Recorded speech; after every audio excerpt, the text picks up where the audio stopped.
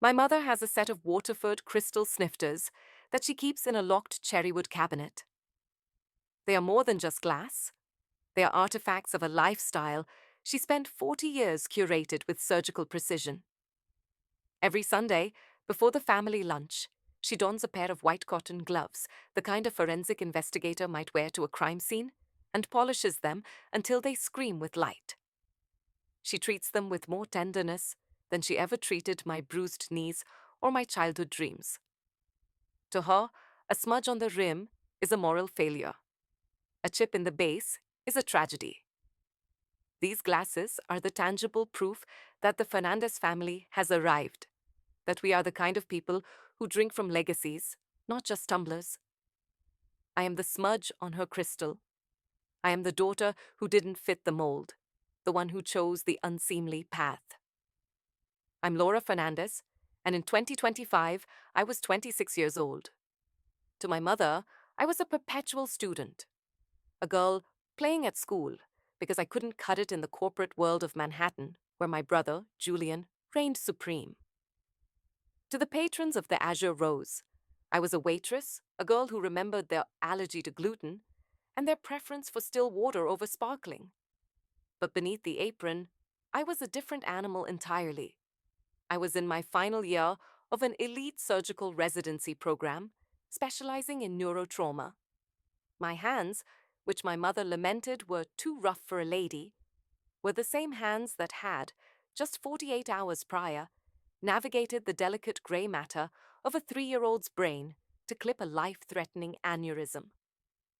My world was one of cauterizers, heart monitors, and the heavy, metallic scent of the operating room. My uniform wasn't just the black and white service kit. It was a set of scrubs that had seen more blood and miracles than my family could ever comprehend. The Azure Rose was a word-of-mouth establishment. No signs, no neon, no Yelp ads. We relied on the quiet whispers of the elite to fill our tables. I worked there because neurosurgery doesn't pay for itself until you're the one holding the scalpel, and I refused to take a dime of my father's disappointment money. I had been there long enough to be a pillar of the staff. I wasn't a manager. I didn't want the title, but I was the one the new hires looked to when the weeds grew too thick. That was when I met David. David was 64. He had the silver hair of a statesman and the terrified eyes of a man who had lost everything in the 2021 crash and was trying to reclaim his soul one tray at a time. He was shy.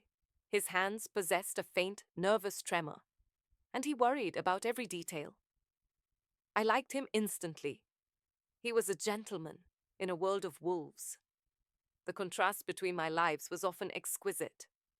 On Tuesday mornings, I was briefing the chief of surgery on post-operative protocols for a double bypass. On Tuesday nights, I was listening to my mother tell her friends at the country club that I was finding my center through service work. "It's a phase, really," she'd say, her voice carrying that particular tone of forced brightness that meant she was mortified. Laura has always had a bit of a bohemian streak. She likes to experience real life before she settles down and finds a husband who can manage her. Julian would swirl his scotch, always a 30-year-old single malt, never ice, and offer a patronizing laugh. "She's a waitress, Mom. Let's call it what it is. She's bringing bread rolls to people who actually have careers. It's noble in a tragic sort of way, like a charity project that refuses to end." I would sit there, my fingers tracing the scars on my palm from a slip of a surgical needle, and I would say nothing. I watched the way the light hit those snifters in the cabinet. They were so fragile. One wrong move, one sudden impact, and they would shatter into 1,000 useless shards. My family was like that crystal, perfectly polished, beautiful to look at, but hollow and easily broken. The night of the incident began like any other Friday. The Azure Rose was dim, the scent of lavender and expensive steak wafting through the air. David was in the section next to mine. It was his first night flying solo after training. I kept an eye on him, watching the way he carefully navigated the floor, his face a mask of concentration. Then, table 12 arrived. 6 of them, late 20s, wearing clothes that shouted their prices and carrying attitudes that suggested they had never been told no in their entire lives. They didn't walk, they invaded. In the center was a woman I'll call the leader. She wore a watch that cost more than a mid-sized sedan and a look of practiced boredom that only the truly entitled can master. She began the assault immediately. David approached the table, his voice steady but soft. "Good evening. Welcome to the Azure Rose. May I start you with some, we want the truffle-infused duck wraps?" Chuck, she interrupted, not looking up from her phone. David blinked. "I'm sorry, ma'am. We don't have duck on the menu tonight. We have a beautiful braised lamb." "The other location makes them for me all the time," she snapped, her eyes finally flicking up. They were cold, sharp as a surgeon's blade, but without the intent to heal. "I know you have the ingredients. Go back to the kitchen, tell the chef who I am, and make it happen. Unless, of course, you're too new to know how to handle a real customer." David's hand began to shake. He looked at me, a silent plea for help. I felt a familiar coldness wash over me, the same coldness I feel when a patient's vitals start to drop. It's a focus, a sharpening of reality. I walked over, my smile a perfect mask of service industry professionalism. "Is there a problem here, David?" The leader looked me up and down, dismissing me in less than a second. "Your waiter is incompetent. I'm a senior trainer at the Uptown branch. I know the protocols. I want my special order, and I want it now. Or do I need to call your general manager and discuss why you're hiring relics who can't follow a simple request?" The irony was the physical weight in my chest. A senior trainer from our own company was using her perceived status to humiliate a man old enough to be her grandfather. All while I, a woman who spent her days deciding who lived and who died, stood by and watched. "Of course," I said, my voice like silk. "We'll see what the kitchen can do for such a distinguished colleague." I led David away, his face ashen. "She's a monster," he whispered in the back. "No, David," I replied, watching the line cooks work with a rhythmic, clinical efficiency. "She's just a piece of glass that thinks it's a diamond, and tonight we're going to see how much pressure it takes to make her crack." The transition between my two lives was a physical sensation, like a change in atmospheric pressure that made my ears pop. On Wednesday mornings, my world was reduced to the 10mm diameter of a surgical site. The lighting was sterile, a harsh, unforgiving white that left no room for shadows or secrets. In that room, I wasn't Laura the struggling student. I was Dr. Fernandes, the woman whose steady hands stood between a patient and the void. That morning, I was scrubbed in for a 6-hour procedure on a schoolteacher with an aggressive spinal tumor.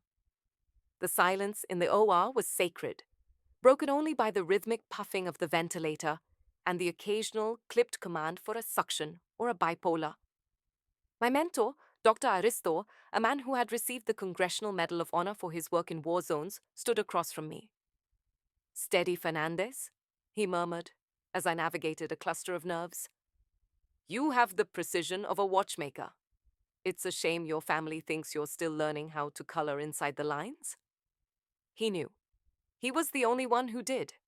He had been the one to write my recommendation, and he found the irony of my double life to be the greatest joke in the medical community. "They prefer the narrative of the wayward daughter, Dr. Arista," I replied, my eyes never leaving the microscope.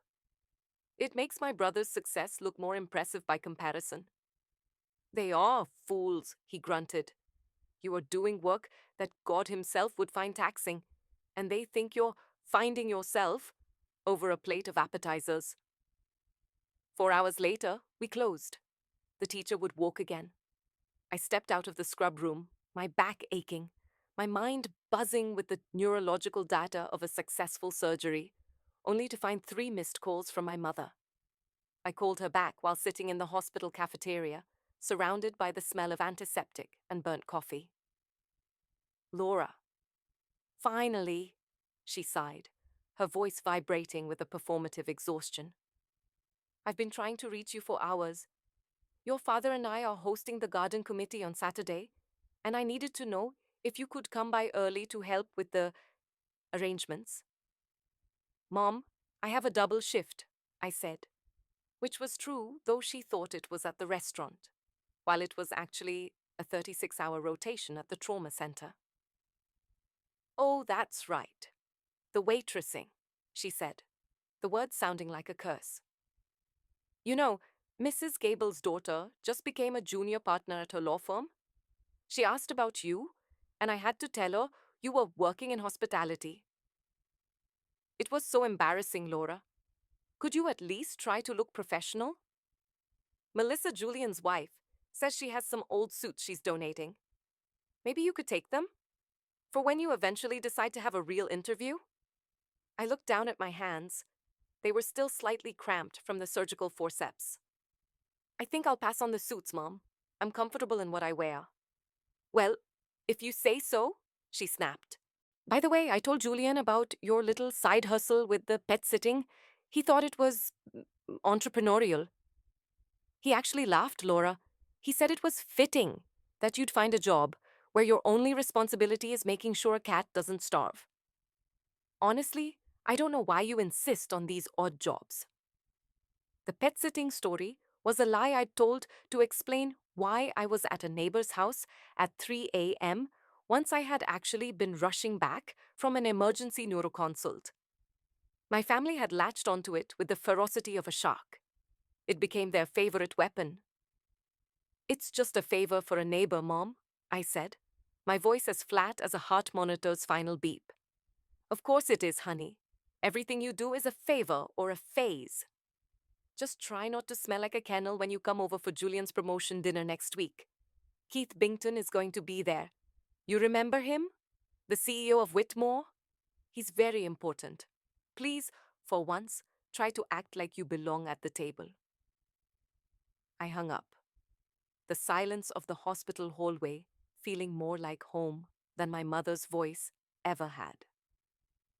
Fast forward to Friday night at the Azure Rose. The contrast was jarring. From the life and death stakes of the neuro ward to the petty manufactured drama of Table 12. The leader was in rare form. She had spent the last hour treating David like a sentient footstool. Every time he approached, she found a new way to belittle him. Is this water room temperature? She asked, swishing the glass as if she were a sommelier. I specifically asked for it to be chilled to exactly 45 degrees.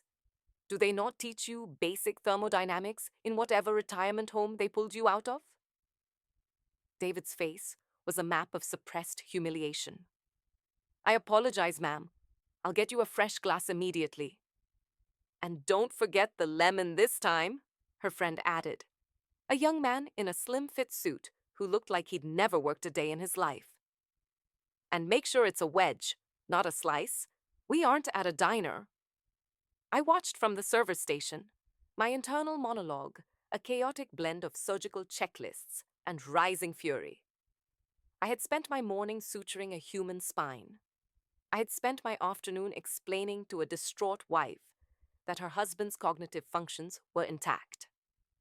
And now, I was watching a woman who probably couldn't define thermodynamics if her life depended on it use a senior citizen as a verbal punching bag. David came back to the station, his hands trembling so violently that the lemon wedge fell from the saucer. Laura, I can't do this, he whispered. She's right. I don't belong here. I'm an old man trying to play a young man's game. I should just go. I grabbed his wrist. Not as a waitress, but with the firm, grounding grip of a doctor, stabilizing a patient in shock. David, listen to me. Look at her. Really look at her. He glanced toward the table. She's not powerful, I said, my voice low and dangerous. She's a bully who needs a title to feel tall. She's demanding special treatment because she knows deep down she's ordinary. She thinks she's a predator, but she's just a parasite. And tonight, David, the host is going to reject the parasite. What are you going to do? He asked. I'm going to give her exactly what she asked for, I replied, a slow, cynical smile spreading across my face. Special treatment, the kind she'll never forget. I had noticed something earlier. When she handed David her employee ID to check for the discount, I saw the name Tiffany Vane. I also saw the branch number. It was the flagship location, the one owned by the same holding company that owned the Azure Rose. But more importantly, I knew who the regional director was. He was a man whose wife I had operated on 3 months ago. A man who had told me, Dr. Fernandes, if there is ever anything I can do to repay you, name it. The leader, Tiffany, was currently laughing as David returned with the perfectly chilled water. She took a sip and then, with a deliberate flick of her wrist, accidentally tipped the glass over. The water splashed across David's shoes and the hem of his trousers. Oh, how clumsy of me, she giggled, not sounding sorry at all. But then again, if you had been faster with the service, I wouldn't have been so thirsty and hurried. Could you get a towel? And maybe some more bread? This basket is uninspired. David stood there, his wet shoes squeaking on the hardwood, the epitome of a man defeated. The other tables were starting to notice. The word-of-mouth reputation of the Rose was built on elegance, not cruelty. I walked over to the table. I didn't look at Tiffany. I looked at David. David, go to the back and dry off. Use the manager's private washroom. I'll take care of table 12. Tiffany smirked at me. About time. Maybe you can actually get the order right. And don't forget, we have 3 birthdays tonight. We want the cakes, we want the song, and we want them now. Being a senior trainer has its perks, you know. We expect the full experience. Oh, you're going to get the full experience, Tiffany, I said, using her name for the first time. Her smirk flickered, just for a second, at the sound of her own name coming from a lowly waitress. I'll make sure the entire staff is involved.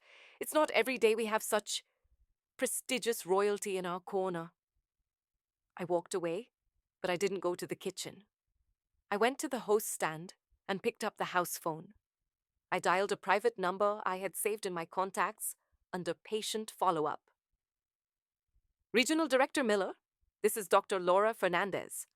I'm sorry to bother you on a Friday night, but I'm currently at the Azure Rose, and I've encountered a situation involving one of your senior trainers. Yes, a Tiffany Vane. I think you'll find her training methods to be quite enlightening. As I spoke, I watched Tiffany through the glass partition. She was taking a selfie, posing with a pout, completely unaware that the ground was shifting beneath her feet. She wanted to be seen. She wanted to be the center of attention. Fine. I would give her an audience. I gathered the staff, every single one of them. The busboys who were tired of being looked through, the line cooks who were tired of off-menu demands, and Jose, the dishwasher, whose voice was a resonant baritone that could wake the dead. Listen up, I told them. We have a senior trainer at table 12 who thinks she's too big for her boots. She spent 3 hours humiliating David. She wants the birthday song. She wants it loud. She wants it special. I saw the sparks in their eyes. The service industry is a brotherhood of the belittled, and Tiffany had just declared war on one of our own. We aren't going to sing, I said, a dark glint in my eyes. We're going to perform, and we're going to do it so well that she'll wish she had stayed in the shadows. The atmosphere in the back of the house changed instantly. It was the kind of shift I felt in the trauma unit when a code red was called the sudden evaporation of idle chatter, replaced by a cold, sharpened focus. In the medical world, We called it the zone. In the restaurant world, it was the calm before the storm. I stood by the industrial-sized stainless steel prep table, the glow of the overhead heat lamps casting long, dramatic shadows. My co-workers gathered around me. There was Marcus, a waiter who was secretly an aspiring opera singer. Sarah, who was working 2 jobs to put her kids through school. And Jose, our dishwasher, a man of immense stature and even larger heart. She wants the full experience, I said, my voice echoing slightly against the tiled walls. She spent the night treating David like he was less than human because she thinks her senior trainer title makes her a queen. She wants a song? We're going to give her a symphony. I looked at David. He had changed into a pair of dry trousers from the Lost and Found, but his spirit was still damp. I reached out and adjusted his tie one last time. David, I want you to lead the procession, I told him. Carry the lead cake. Hold your head up. You aren't serving them anymore. You're presiding over their exit. The plan was simple, but devastating. The azure rose was designed for intimacy low ceilings, heavy drapes, and a corner section for table 12 that acted like a natural amphitheater. If you made a noise in that corner, it didn't just travel. It resonated. It trapped the sound and bounced it back with 3 times the intensity. It was an acoustic firing squad. While the kitchen staff plated 6 identical chocolate lava cakes, far more than the 3 birthdays. She had claimed I stepped into the manager's office. Mrs. Fernandes was on the phone, his face a mask of grim satisfaction. He looked up at me and gave a single sharp nod. The call to Regional Director Miller had been made. The wheels of corporate karma were turning, fueled by the quiet rage of a man who didn't like his word-of-mouth reputation being tarnished by a petty tyrant. The regional director is appalled, Fernandes whispered, covering the receiver. He's calling her home branch manager now. He's also pulling her social media. Apparently, she's been live streaming her bullying for her followers. She's not just a bad employee, she's a liability. I felt a surge of cold adrenaline. It was the same feeling I got when I successfully clamped an artery. Precision, control, justice. I walked back to the kitchen. Everyone ready? We lined up, 14 of us. It was every single soul on shift, including the cooks who usually stayed hidden behind the line. We were a phalanx of white aprons and black vests. We moved through the swinging double doors with a rhythmic, synchronized pace. The dining room fell silent. Other patrons stopped eating, their forks suspended in midair as they watched the largest birthday procession in the history of the restaurant. We looked like a choir, but we felt like a reckoning. Tiffany, sitting at the head of table 12, saw us coming. Her eyes lit up with a horrific, self-satisfied glee. She actually clapped her hands together, her expensive watch jingling on her wrist. "Oh, look!" she squealed to her friends. "I told you they'd come crawling back. They know who's in charge. Look at them all. This is what happens when you know how to exert your authority." David placed the first cake in front of her. He didn't flinch when she gave him a mocking wink. He stepped back into the line, and I stepped forward. I caught Tiffany's eye. I saw the arrogance, the shallow pride, the complete lack of empathy. I thought about the school teacher whose spine I had saved that morning, a woman who had spent 40 years serving others and asked for nothing in return.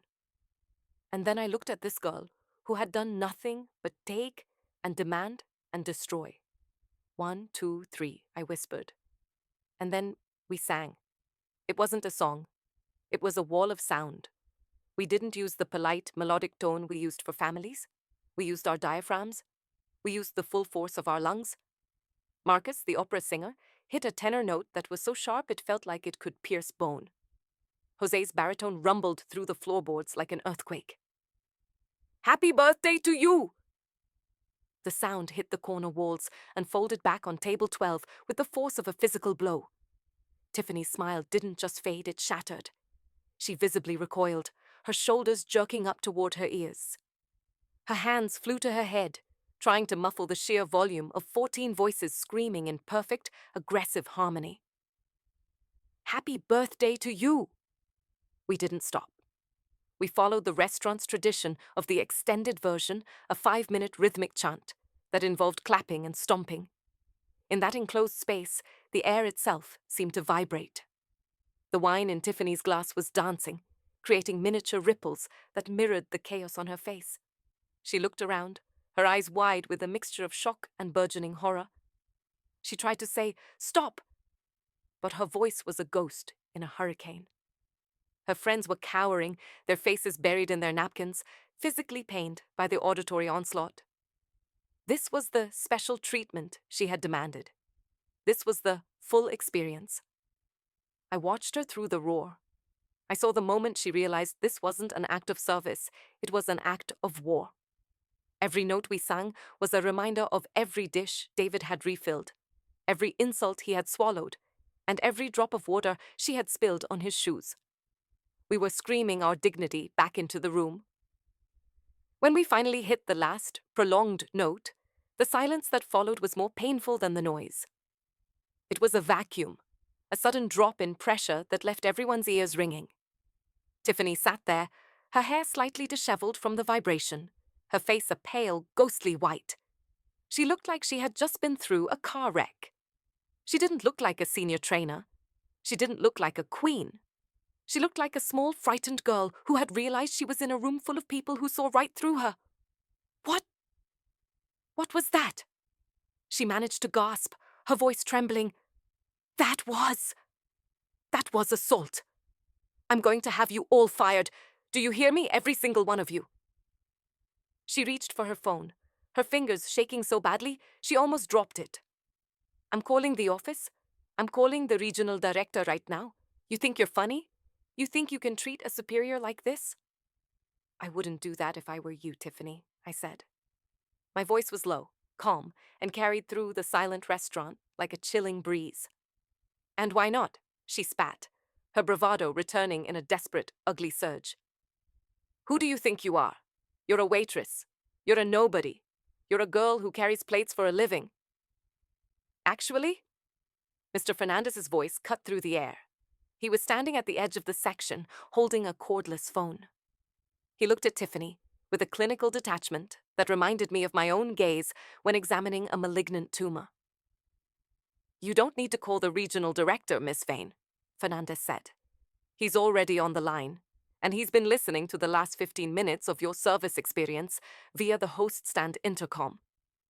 The table went cold. Tiffany's hand froze halfway to her screen. He's also had the chance to review your social media posts from tonight, Fernandes continued, stepping closer. The ones where you mocked a senior staff member. The ones where you bragged about breaking a waiter for fun. He finds your training methods unsatisfactory. Fernandes handed the phone to her. He'd like to have a final word with his senior trainer before your credentials are officially deactivated. I watched Tiffany take the phone. I watched the way her eyes darted around the room, looking for an ally, a way out, a lie to tell. But there was nowhere to hide. 14 of us stood in a semicircle, a silent jury in black and white. David stood at the front, his face calm, his posture upright. He had gone from being a victim to being a witness. As Tiffany's branch manager, instructed by the regional director, began to speak through the phone, her face turned a shade of grey I usually only saw in the emergency room. Her kingdom was collapsing. The title she used as a shield was being stripped away. But sir, she whispered, her voice shrinking. It was just a joke. I was just testing his patience. It's part of the training. The voice on the other end was a sharp, unintelligible staccato of fury. Tiffany started to cry, not out of remorse, but out of the sheer, panicked realization that her actions had consequences. She had demanded special treatment, and now the world was giving it to her. I leaned in, just close enough for only her to hear me. You told David he was a relic? I whispered. You told him he didn't belong in a real career. But look at him now, Tiffany. He's still standing. And you? You're just a smudge on the glass. She looked at me, her mascara running down her cheeks in dark, jagged lines. For the first time, she saw me. Not the waitress, not the girl with the tray, but the woman who had orchestrated her downfall with the same surgical precision she used on a Friday morning. "Now," I said, straightening up and addressing the entire table, "I believe you have a bill to pay. Full price, no discounts, and I suggest you leave a very generous tip for David. It's the least you can do for his training services." The silence that followed Tiffany's departure was not empty. It was heavy with the scent of ozone and cold chocolate lava cakes. The other patrons in the restaurant had returned to their hushed conversations, but their eyes kept drifting back to table 12. The bill was paid in full, with a shaking hand, and the tip left behind was substantial, though no amount of paper could truly compensate for the dignity they had tried to strip from David. Tiffany Vane had slunk out of the restaurant like a wounded animal, her designer heels clicking frantically against the hardwood, a stark contrast to the slow, arrogant stride she had entered with. She had come in as a queen of a tiny, imagined empire, and left as a cautionary tale. I stood by the service station, watching David. He was clearing the table.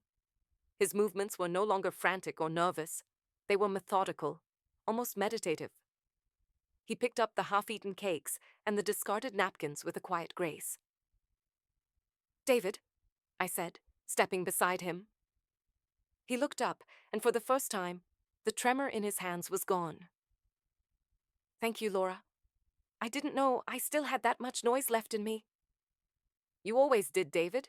You just needed the right acoustics," I replied. I checked my watch. 11:45 p.m. My shift was ending, but my day was just beginning. In 6 hours, I was expected at the hospital for the final authorization of a post-operative plan for a patient who had survived a grade 4 glioblastoma. The azure rose was fading into the background, a stage set being dismantled after the final act. I went to the back, stripped off my apron, and felt the weight of the night lift. I was no longer table 12's servant. I was Dr. Laura Fernandes again. The following Tuesday was the event my mother had been dreading and anticipating in equal measure: Julian's promotion dinner at Cristallo. Cristallo was the kind of place where the menu didn't list prices, and the lighting was designed to make everyone look like they were carved from marble. It was a cathedral of high status, and my family was in the front pew. I arrived exactly on time. I had traded my black and white server's kit for a simple charcoal gray sheath dress and the professional heels I usually reserved for medical board presentations. I looked like what I was, a woman of substance, but to my family, I was just Laura, who finally managed to dress appropriately. "Oh, look at you," my mother exclaimed, rushing over to adjust a strand of my hair. "You actually look like a Fernandez tonight. Julian, doesn't she look lovely? Maybe there's hope for her yet." Julian, looking sharp in a bespoke navy suit, offered a thin, practiced smile. "Very professional, Laura. If the waitressing gig ever falls through, you could probably get a job as a receptionist at my firm. We like people who can present a clean image." "I'll keep that in mind, Julian," I said, my voice as calm as a steady EKG. We were led to a private alcove. My father took the head of the table, Julian to his right, and Melissa, his wife, to his left. I was placed at the end, next to an empty chair reserved for the guest of honor, Keith Bington, the CEO of Whitmore and Associates. The conversation was a masterclass in superficiality. Julian talked about market volatility and his vision for the director role. My mother talked about the upcoming charity gala and the tragedy of the local country club's new membership rules. "So, Laura," Melissa said, leaning forward with an expression of aggressive pity, "how is the pet sitting going? I heard from your mother you've been doing it for a neighbor. It's so sweet that you're so helpful. But really, at 31, don't you think it's time to stop helping and start earning?" I took a sip of my wine, a vintage that probably cost more than David's monthly rent, and looked her directly in the eye. "Helping people is a career, Melissa. Some people just do it on a larger scale than others." Julian laughed, a sharp, dismissive sound. "Helping cats isn't a scale, Laura. It's a hobby. You need to commit to something real. You have a brain. It's a waste to spend it on litter boxes and bread baskets." My father cleared his throat, his disappointment a palpable weight in the room. "We just want you to be respected, Laura. Like your brother. Julian is making an impact. He's moving millions. He's a leader." "I understand, Dad," I said quietly. I thought about the impact I had made that morning, reattaching a severed nerve in a young pianist's hand. I thought about the millions of neurons I had saved from an ischemic stroke the night before. But I said nothing. I let the silence sit between us, a wide, invisible canyon. Then, the guest of honor arrived. Keith Bington didn't just walk into the room, he commanded it. He was a man in his 60s, with the silver-topped cane of a gentleman and the eyes of a hawk. My father and Julian stood up immediately, their faces flushed with a reverence usually reserved for deities. "Keith, an honor," my father said, extending a hand. "Bington, thank you for coming," Julian added, his voice pitching slightly higher in his excitement. Bington shook their hands with a brisk professional efficiency, but as his eyes swept the table, they stopped on me. He froze. The air in the room seemed to thin. Julian noticed the look and immediately stepped in to save the moment. "Oh, Mr. Bington, excuse me. This is my sister Laura. She's currently in a transitional phase. She's been doing some hospitality work and helping out neighbors. Please don't mind her. She's just here for the family support." My mother added a forced giggle. "Yes, our Laura is a bit of a free spirit. She hasn't quite found her niche yet, despite our best efforts." Keith Bington didn't look at them. He didn't even seem to hear them. He walked past my father, past Julian, and stopped directly in front of my chair.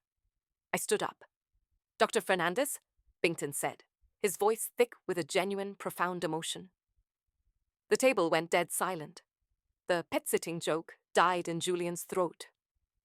My mother's hand went to her pearls, her mouth slightly agape.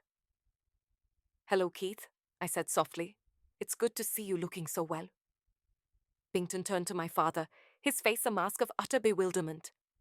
"You didn't tell me your daughter was the Dr. Laura Fernandes, the chief of neurotrauma at the university hospital?" My father's face went from confused to pale. I'm sorry? Chief of... "She saved my life," Bington said, turning back to me, his eyes shining. 3 months ago, I had a subdural hematoma that 3 other surgeons said was inoperable. They told my wife to prepare for the end.